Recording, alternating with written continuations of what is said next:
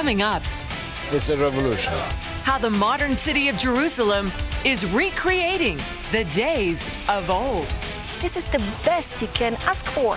Come and see. Then, a former homicide detective builds the case for a resurrection. Plus, I'm gonna die here. how a homeless musician found his true calling. Hope restored is a very awesome thing. On today's 700 Club.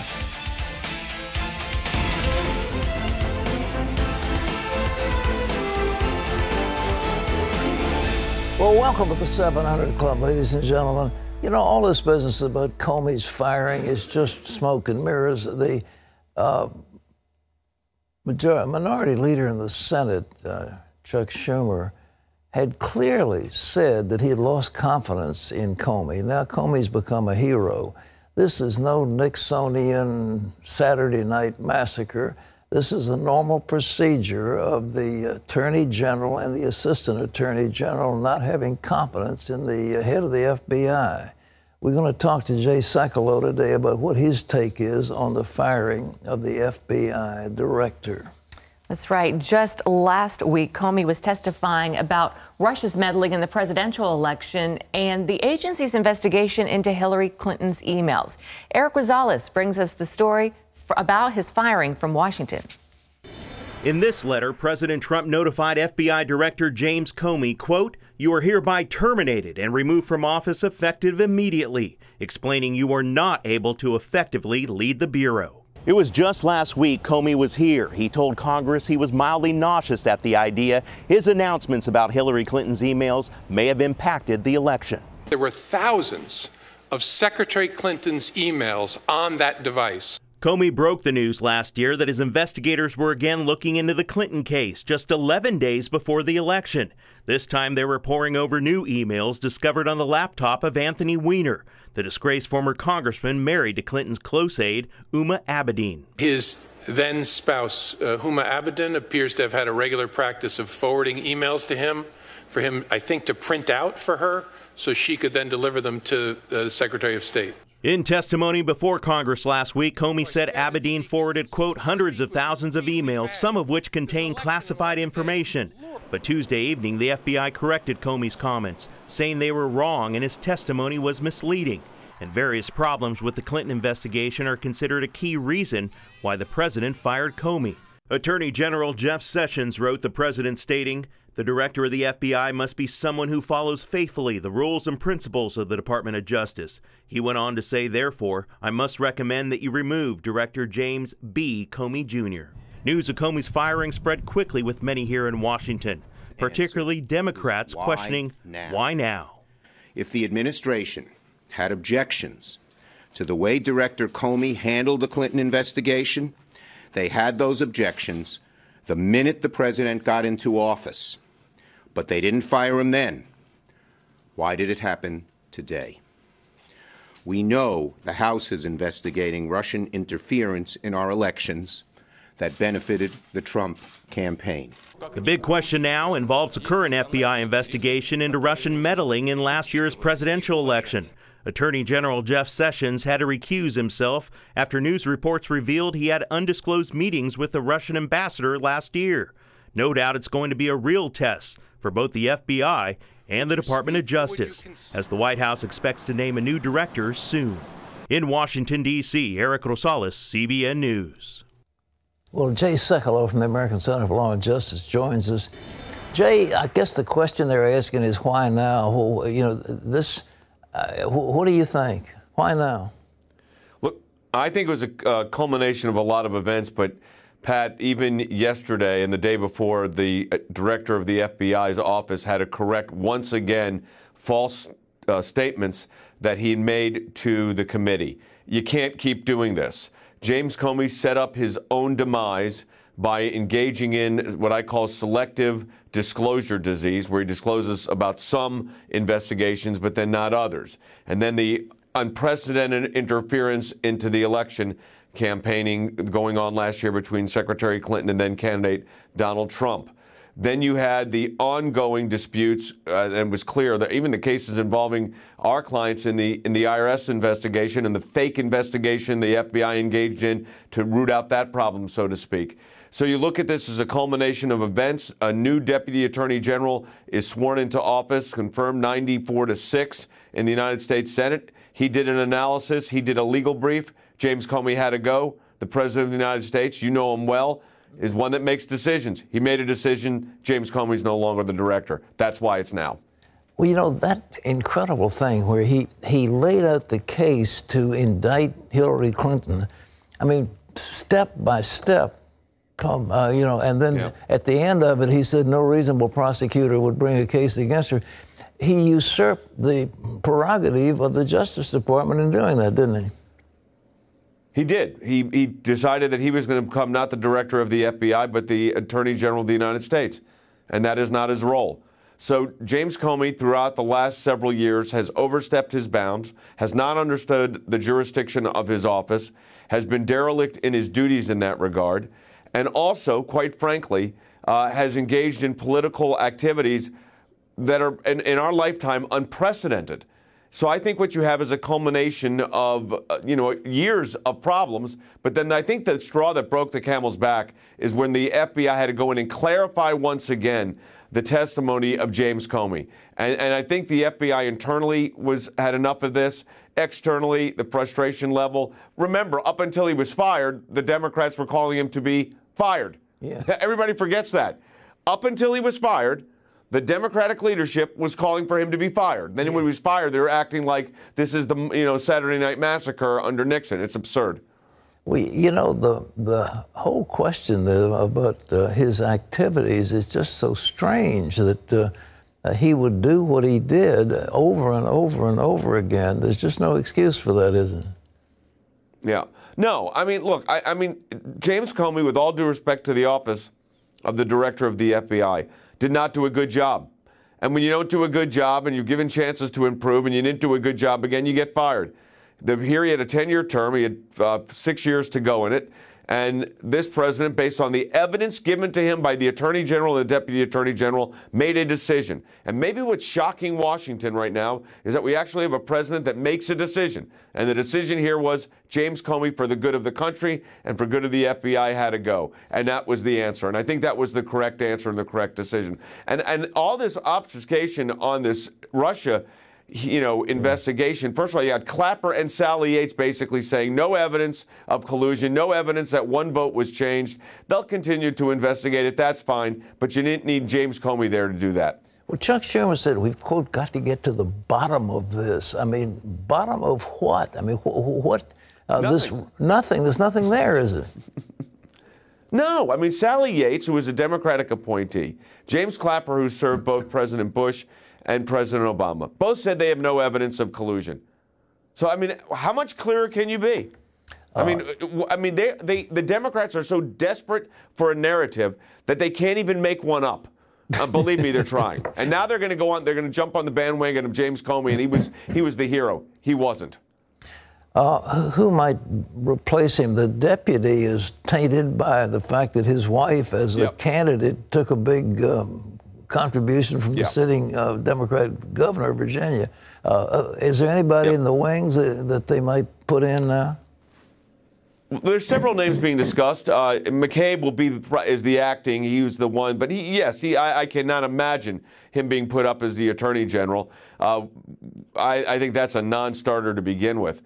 Number one. Number two, there are names being discussed. Trey Gowdy's one of them, the congressman from South Carolina, was a former prosecutor, former Department of Justice lawyer, so has experience there, has been leading a number of investigative committees within the United States Congress. His name is being discussed. Larry Thompson, you remember Larry, former Deputy Attorney General under John Ashcroft. His name has been discussed by some as well. So there's a deep bench here. I mean, you could go to a former senator. Some people have talked about Kelly Ayotte, former Attorney General for New Hampshire as a potential. Others have talked about Rudy Giuliani. So we'll see. There's a deep bench. They'll get someone in there, and they've got to get faith and confidence restored into the FBI itself. Well, One last thing, this whole idea of a special prosecutor, that's disastrous, don't you think? That they'd be out of their mind to put in one of those people. Well, here's the question I'd ask, Pat. Special prosecutor for what? Yeah. The FBI is saying there's no evidence. They want to look at Russian collusion or interference. Well, do it. The FBI is capable of doing it if they could just go do their job instead of making unprecedented announcements every other week. So if they focus on their job, look at it afresh, do their job, I think the FBI can handle it. No need for a special prosecutor. I read the New York Times description of this, and it was so slanted, like the FBI is in chaos, that the individual agents are deeply troubled at the firing. And the other reports you get are that a lot of them think it was long overdue, that he should have been fired.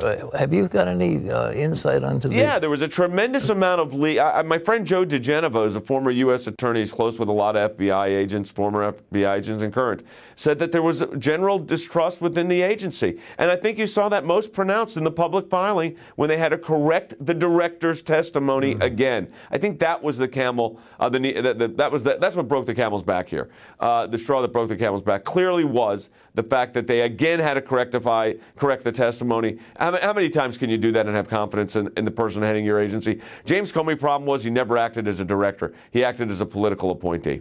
Jay, thank you so much. God bless you. Appreciate it. Thank you. Tremendous insights. Yep. And I tell you, folks, this is no Saturday night massacre. Trump is no Richard Nixon. This is not some politically motivated thing. When they see somebody incompetent, somebody that's rebellious, somebody not doing their job, they fire them. Well, that's what a good executive does. He doesn't wait around and prevaricate. He fires people and puts in others that are competent. I think Trump has probably the most competent cabinet of any president in my lifetime. I cannot believe the quality that he has assembled in that cabinet. And so he's going to do the same thing. He's got an attorney general who's superb, an assistant attorney general who's superb, and now he will find, I don't know if he's got another J. Edgar Hoover, but he'll have somebody that'll be absolutely wonderful in charge of the FBI. So we can look forward to that. So, Wendy, I'm happy. Good. I think a lot of people are. All right, well, up next, it was one of the most important military victories in history, and it has led to some of the greatest archaeological discoveries of all time. Learn how it helps bring the stories of the Bible alive right after this.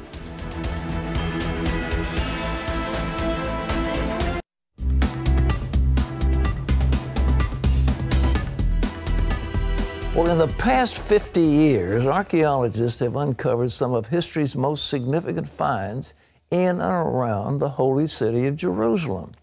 As our reporter Chris Mitchell reports, those discoveries became possible when Israeli troops captured East Jerusalem in June of 1967. At 10 years old, Eilat Mazar felt like part of her family came home when she first heard that Israel recaptured the old city. Even as a child, I could sense that this is a huge event. It's like you get something back. People related to it like returning a lost son. That's what we were expecting for. Now it's happening. 23-year-old Gabby Barkai felt like his apartment added a room. It was as if I visited the back room of the apartment in which I lived, that I was prohibited from entering for years, and suddenly it opens. Just imagine, it is my house, it is my city, and suddenly I can see it with my own eyes, I can touch it. Now both Mazar and Barkai are among Israel's leading archaeologists. With teenage volunteers behind us, we talk with Barkai at the Temple Mount Sifting Project. It's a revolution. And you were part of that revolution. I started my career then. We sat down with Mazar at Hebrew University, overlooking the city. After the '67 war, what did it mean for archaeology?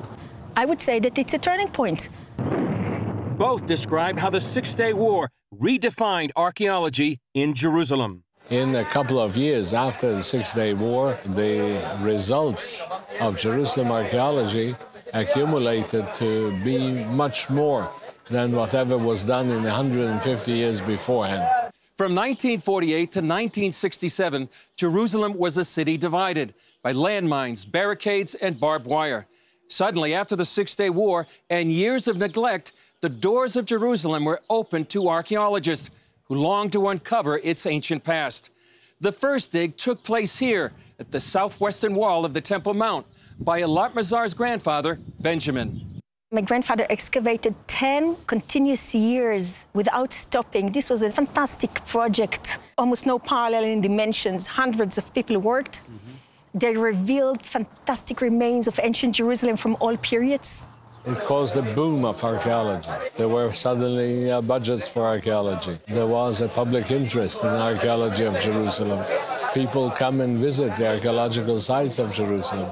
Since 1967, Mazar and Barkai have made some of Israel's greatest finds.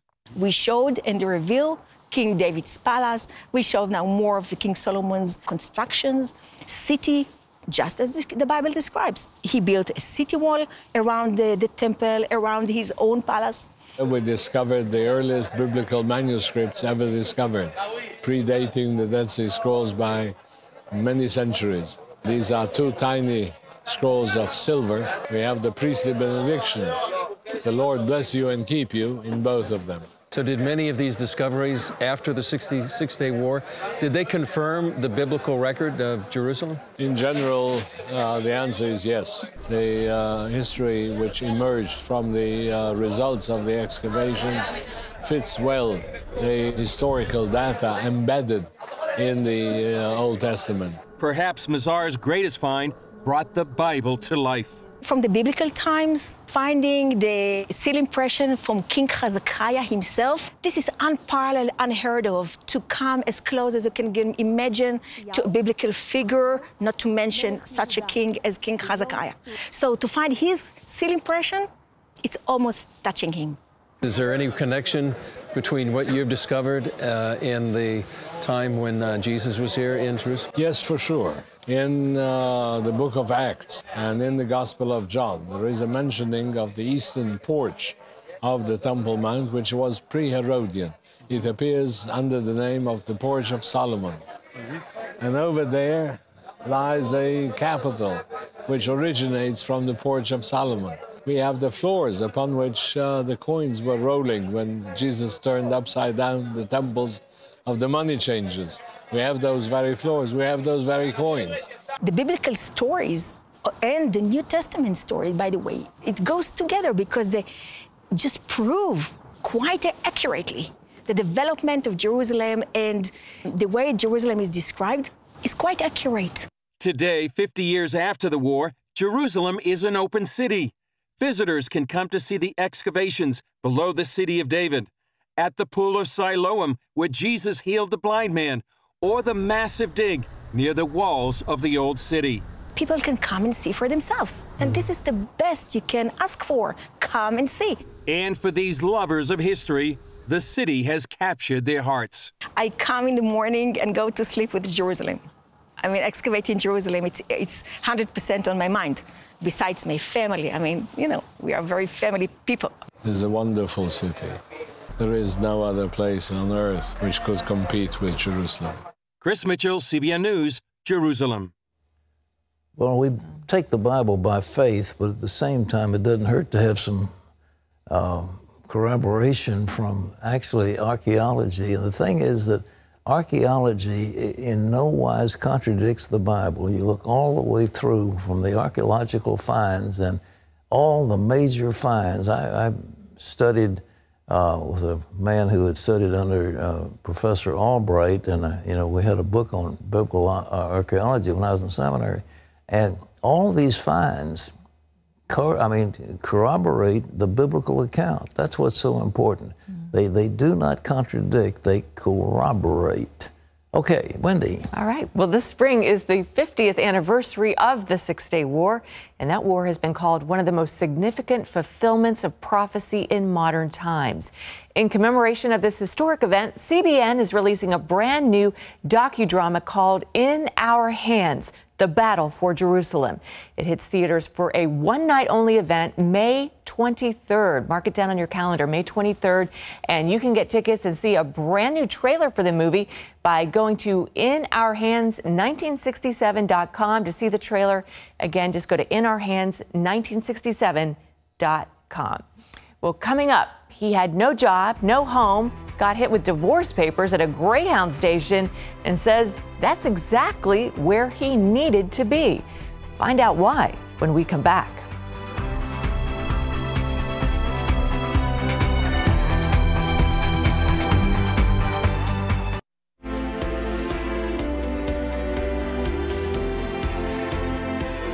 Well, you're watching the 700 Club, and we're delighted to have every one of you in our audience. Thank you for being with us. Take you to Nashville. The Cookery in Nashville, Tennessee, has a near-perfect rating of both Google and Yelp. In addition to serving good food at great prices, this restaurant serves its community as well. Owner Brett Swain has made it his mission to help the city's homeless, because he used to be among them. Brett Swain was one of those people we see nearly every day on our city streets. Unemployed, homeless, and alone. He grew up in Perth, Australia, and was 5 when his father abandoned the family. His father stumbled back home one night after drinking and was met by his wife's new boyfriend. There was a scuffle that occurred, and he was intoxicated. And he was pinned down by this other man. And I remember just looking at my dad and feeling hurt that my dad was defeated. No one is supposed to be able to defeat your dad. If the guy who was my dad was so easily beaten, then who's gonna be there? The boyfriend was abusive to Brett and his sister, and he eventually left too. Brett got a job to support the family, but it never felt like enough. This pervading, gnawing sense that something is wrong, and you are wrong, you're bad, and everything that happens around you is bad. When Brett was 16, his mother gave him a keyboard, and music became his escape. And I felt this whoosh on the inside of me, this level of excitement, this breathlessness that I can remember putting it akin to being on a roller coaster, just that rush that happened. And if it makes you feel this way, then if I can just bottle that feeling and then give it to other people, I'll have some worth. He taught himself to play several instruments and formed a band. In 1991, he moved to the United States, hoping for his big break. Fame and fortune meant to me, it wasn't about the drugs or the alcohol. It wasn't that. It meant that I would finally have a platform to be accepted, that I would be in a place where people would love me, and I would feel okay about myself if people loved me. Brett joined a cover band and found some success. He got married, but the relationship was unstable, and after years of constant fighting, Brett had an affair. And I was driving back thinking, what have you done? You wanted to hurt me as a kid. All you had to say was, you're just like your father. And I just realized I had become the monster that I never wanted to be. When Brett's wife discovered the affair, she made him quit music and sell his instruments. She even destroyed his original music. And I thought I deserved it. It was a dreadful, out of control feeling. Dreadful. And it was in the middle of that dreadful, out of control feeling that I woke up one day with this sense of, get to the Bible. I didn't know we had a Bible. I'd never read a Bible. I'd like to say it was such a safe place of comfort. It was not a safe place for me because it was dealing with who I was. I spent 7 months on my face weeping for this book, begging for forgiveness, begging for healing. Then one morning, Brett received the answer he had been longing for. That morning, I was standing in a basketball court the gym where I spent so many mornings praying, 7 months praying, crying out. And I was looking up at the ceiling and I said, what else do you want from me? There's nothing left. And all of a sudden, fire came upon me. It had the sensation of fire, but it didn't hurt. And I'm feeling something happening on the inside. I'm feeling life enter. And I was so filled with fire to find out that he was real, that I wanted to run everywhere I could and bang on every door and tell them that he is risen, he's alive, he's real, he's real, he's real. He surrendered his life to Christ and was filled with the Spirit. He believed God wanted him to move to Nashville, and he boarded a Greyhound bus the same day his wife served him divorce papers. I spent the night in the Greyhound, and the Bible became my blanket, my pillow. In the morning, I meet a homeless guy. He says, there's a mission just around the corner. I go around the corner, I was so jazzed. And I walk through the front door and I see the hopelessness and I see everything that you think about homelessness. And I thought, what are you doing, God? I'm gonna die here. Brett was homeless for 4 months until he met Chef Thomas Oglesby, who was serving meals at the Nashville Mission. The chef told Brett about a job opening at his restaurant, Fleming's. When I came in that next day, I saw him in the kitchen. And it surprised me because I didn't think he was going to show, which he did. And after that, he asked me a lot of questions, and I gave him a lot of answers about the kitchen, and he just took it off from there. Within a few months, from entry-level cook and day cleaner, they offered me the keys to the restaurant. A little while later, they're starting to fly me to different parts of the country to train up opening crews for brand new Fleming's stores. And eventually I became second chef in charge of the Nashville store. He worked at Fleming's for 8 years. In 2014, he opened his own restaurant, The Cookery. He employs as many men from the mission as he can and trains and certifies them as cooks. It wasn't just about taking care of people's needs anymore. It had to do with restoring hope and giving them a sense of dignity through their own gifts. And hope restored is a very awesome thing. Brett married Merari in 2011, and together they run the restaurant and 2 discipleship homes. They also feed the homeless of Nashville every Saturday.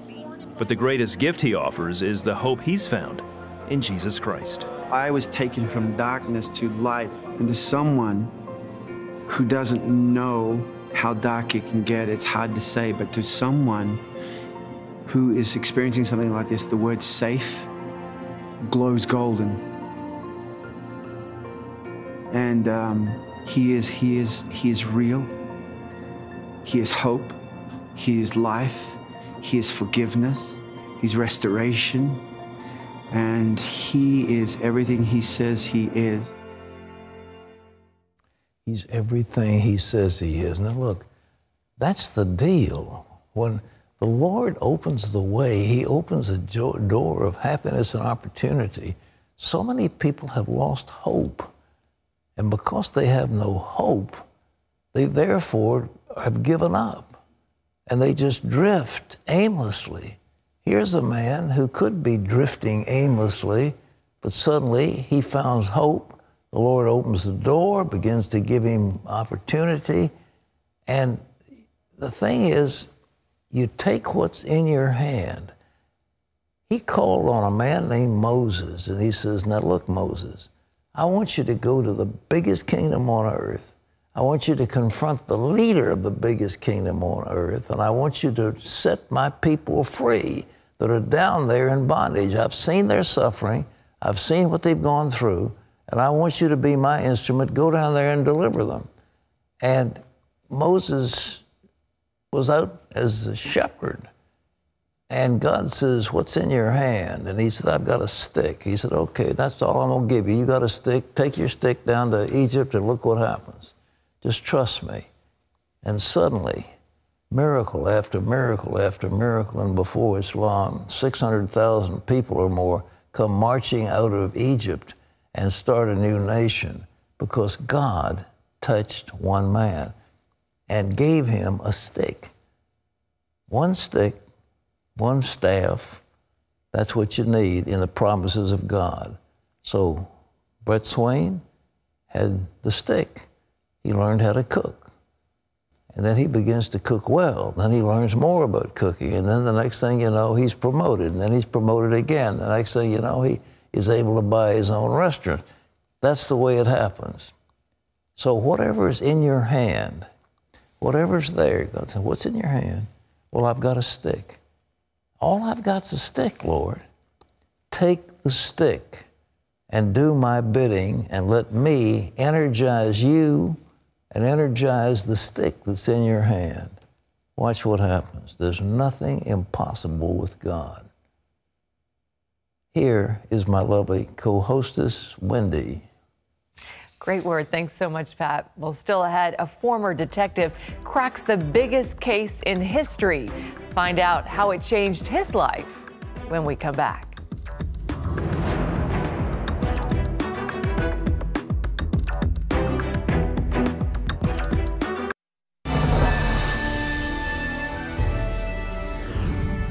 Welcome to Washington for this CBN News break. The office of Israeli Prime Minister Benjamin Netanyahu is denying media reports that it has been notified that President Trump won't move the U.S. Embassy from Tel Aviv to Jerusalem. An Israeli media outlet reported that sources said the president has changed his mind in the last few days about moving the embassy, but Netanyahu's office says that it hasn't received any notice of any decision by President Trump regarding the embassy. While President Trump meets with Russian Foreign Minister Sergei Lavrov at the White House today, it is the highest level in-person interaction with Russia since Trump became president. The meeting might signal relations between the United States and Russia have improved, ties that Trump referred to recently as being at an all-time low. The most pressing foreign policy issue on the agenda is a Russian proposal to stabilize Syria, a country torn apart by civil war. The U.S. and Russia are supporting opposite sides of that war. Well, you can always get the latest from CBN News by going to our website at cbnnews.com. Pat and Wendy will be back with more of the 700 Club right after this.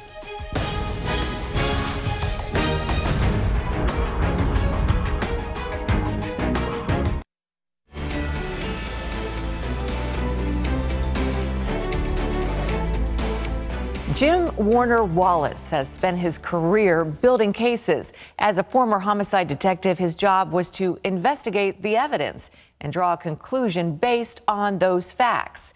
Now, Jim is encouraging fellow Christians to build a case for the faith, and he's equipping them with the evidence they need. Jim Warner Wallace is a cold case homicide detective and a former atheist. If you had told me that I was a sinner, I would have laughed at you. I know what sinners look like. They're the folks I take to jail. That's not me. I'm a good guy. But when Jim started checking out the Bible the same way he investigated a case, the evidence couldn't have been any clearer. So I was willing to take a step with it and start to examine it as an eyewitness account.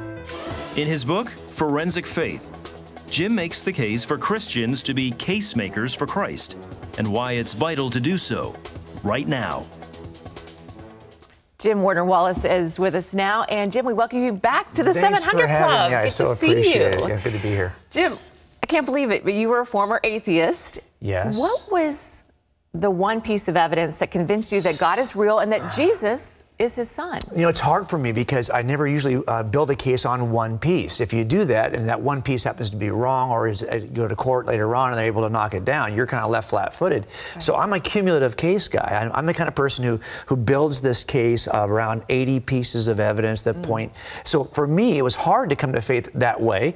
I spent 6 months, scanning through the scriptures, looking at the history of the first century, trying to make a case for why this was true cumulatively.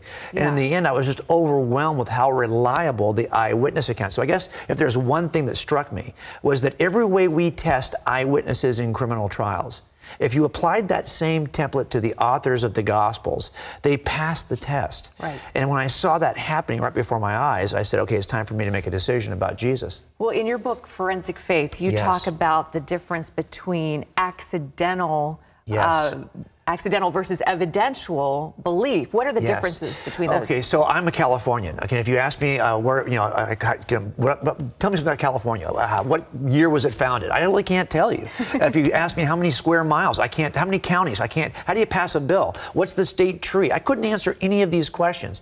But I was born in California. Yeah. Now, a lot of my Christian friends are Christians the way that I'm a Californian. They may have been raised in the faith. They're in the right place. But if you ask them any details about why they think it's the right place, they may not be able to answer them with anything other than their own experience. Now, that also works for my friends who are Mormons and Buddhists and Muslims. All of us have an experience that we can point to.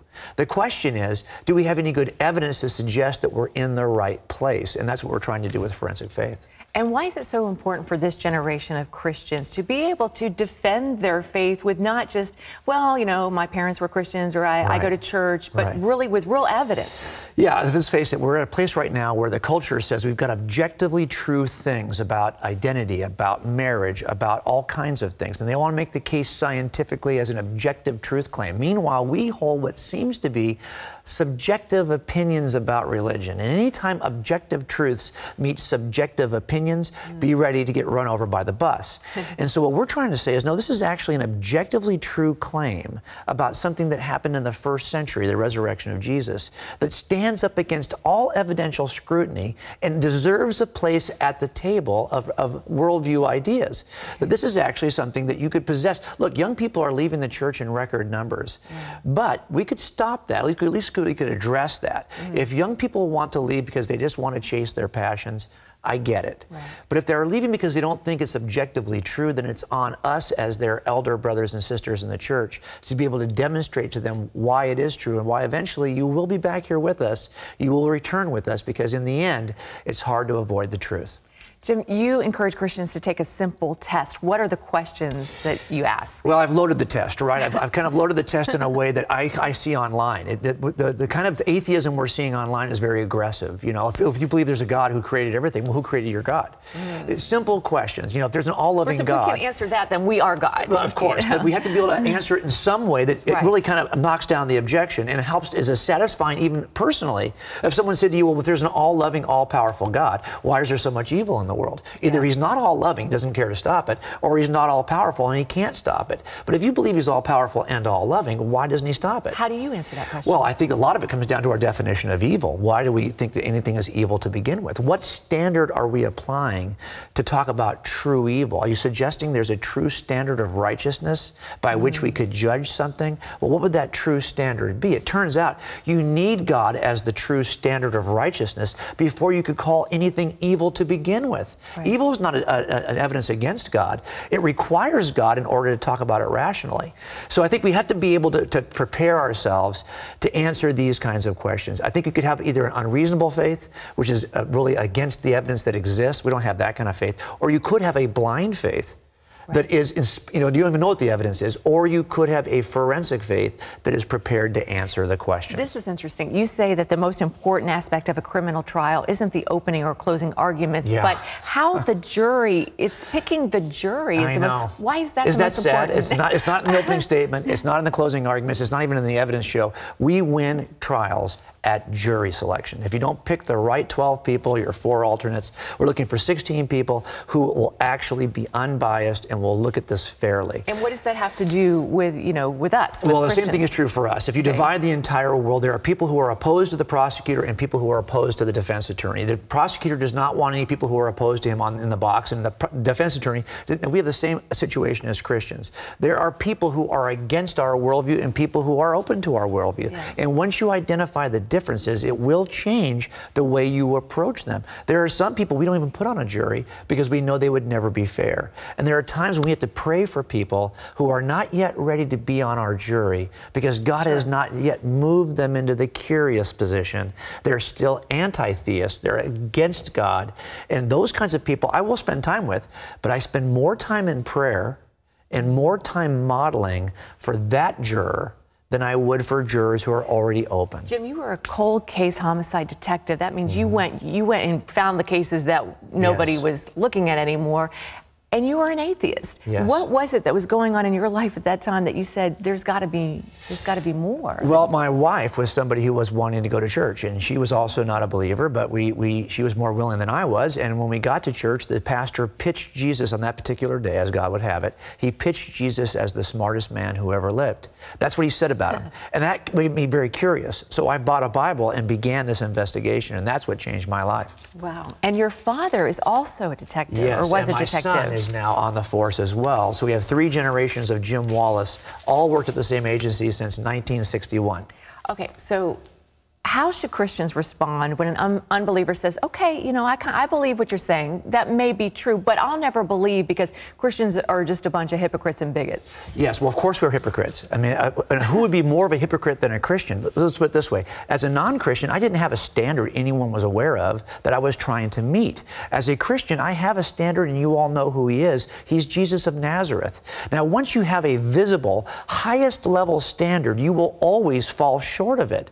So I would expect that, first of all of us are hypocrites in some way, but of all people, I think we are probably more likely to be seen as hypocrites only because we joyfully hold up the standard of Jesus for our own lives. Now, I could avoid being a hypocrite. Let me tell you how I do it.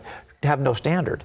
So those of us who have no standards cannot fail to meet their standards. Those of us who have a high standard will often fail to meet Thank it. God for his grace, new mercies every day, and the blood of Jesus, That's right, that's right. Well, this is a fascinating book, Forensic Faith. Some are comparing it to C.S. Lewis's Mere Christianity. Wow, that's way over the top. You've heard. Yes. In fact, that book helped me so much in my mid-20s. That took me from you know, seeking to full-on believer. One of the very first apologetics books I read was So if C.S. you've read Mere Christianity, you might want to pick up this, Forensic Faith, a fascinating book. It's in stores nationwide. Jim Warner Wallace, thanks so much for being with us. Thanks for what you're doing. God bless you. Thank you. Well, still ahead, we're going to be answering your email questions. Cindy says, my parents are leaving their house to my nephew, who is their grandson, and I do not think this is right. How do I honor them but still not be around them? We'll bring it on with those questions and more, so don't go away.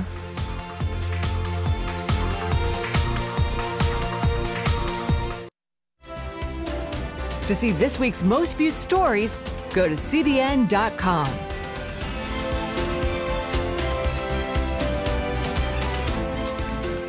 David is just 11 years old, but he's got a lot of responsibilities. One of them, walking 1.5 miles twice a day to fetch water for his family from a pond. But not long ago, David got very sick from drinking that dirty water. As the eldest child, 11-year-old David always helps out when his parents need him. He is such a good boy. Sometimes he made food for us when we came back late from working on the farm. We love him so much. But David got sick a lot. He gets a fever and chills and terrible stomach pains. Sometimes I took him to the hospital. I was afraid David would die. Everyone knew David got sick from drinking water from this stagnant pond where he collected it for his family. He said he could tell by the smell that something was wrong. The water smells like dung and fertilizer. I am afraid to drink it, but it's all that we had. And then there's the 1.5 mile walk with the heavy water container. I collect water twice a day. My hands and neck hurt so much by the time I get home. So CBN came to David's village and dug a well for them. The water tastes good. It's so fresh and clean. I love drinking it. And because of the abundant water supply, David's been able to help his parents plant a garden. I grow eggplant, lettuce, and other vegetables. I'm so grateful for the new well and for the vegetable garden. Thank you very much, CBN, for the well. Can you imagine not having clean drinking water? I mean, water is the foundation of everything. Without that, you don't have life. And here's little David trying to take care of his family and getting sick from that awful water. But you came in and rescued him and his family. If you're a CBN partner, you were there. You did that. If you're not a CBN partner and you'd like to help people around the world, we want to make it easy for you to do that right now. Just go to your phones, 1-800-700-7000, and say, yes, I'd like to join the 700 Club. How much is it? Great question. 65 cents a day. No, I'm not kidding. 65 cents a day. That's all it takes to become a CBN partner. That's $20 a month. We have many levels here at CBN. We have $40 is our gold level. We have a 1,000 club is $84 a month. When you join at our gold, if you join at $20 a month, you're going to get Pat's new teaching called Miracles. This is an amazing teaching. Experience God's power in your life and so much more. Stories of real people just like you and me who saw God do the impossible. We want you to have it. This is yours when you call right now and just say, yes, I want to join the 700 Club. Good. All right. Pat, Questions? it's time to bring it on. Let's do it. Cindy says, she writes, my parents are leaving their house to my nephew, who is their grandson, and I do not think this is right. I'm the oldest, and I think it should go to me or be divided among all the kids. I don't think they are following the Bible, and I do not want to talk to them. Also, my dad had always said mean things to me. I want to now know, how do I honor them and still not be around them? I want to follow the Bible, but I'm not sure what to do. Well, the Bible says the word in Hebrew and Greek means give weight to your parents. Give weight, that's what honoring, give weight. There's only one person who begot you. That was your mother and father, two people. So you owe them an honor, and the disposition of their property, it's their property. They can give it to whoever they want to. So don't be upset because they give the house to their grandchild. Maybe they have reasons. Maybe, I don't know what the relationship is. And I don't know whether you are considered somebody who wastes money. They have generation skipping trust. I don't know all the details, so I can't answer that question. But what I can tell you is praise the Lord for what is yours. Thank Him for what is coming to you, what you've received.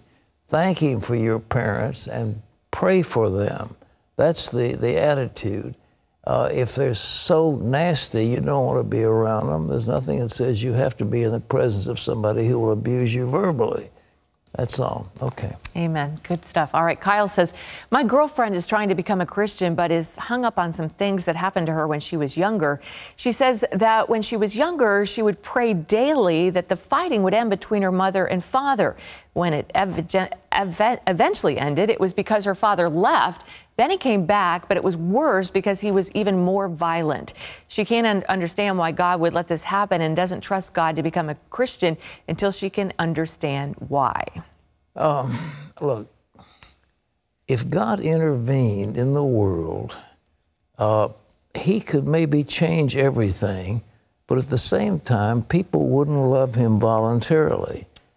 Wouldn't it be awful if when you came home, when you had little children, I used to have little children when I was younger, you wanted your little child to come running, Daddy, Daddy, you're home, and throw his arms around you, and you'd kiss him, and he'd kiss you, and it'd get up in your arm, and it was so wonderful. But wouldn't it be something if he thought he was going to get smacked around every time, if he didn't do that, and you forced that love? God is not going to force people to love Him. He's not going to force people to obey Him. He's going to draw them, the Bible says, with cords of love. And if they resist that love, then that's what happens. So you want to know you didn't get your prayers answered because your daddy and your mother were fighting. It's a terrible thing for a young person to see their parents. They want to fix them and they can't. Well, leave it to the Lord and you trust Him. You receive His love in your life. And don't worry about the fact that you have prayed for wars to cease on the face of the earth and they don't cease. Because there's wickedness and sin in the world, and God is not going to intervene. And until the last day, when it happens, when He finally intervenes, it's going to be the wrath of God, and it's going to be awful for those who are sinners. But up to this point, He's giving people free will. All right?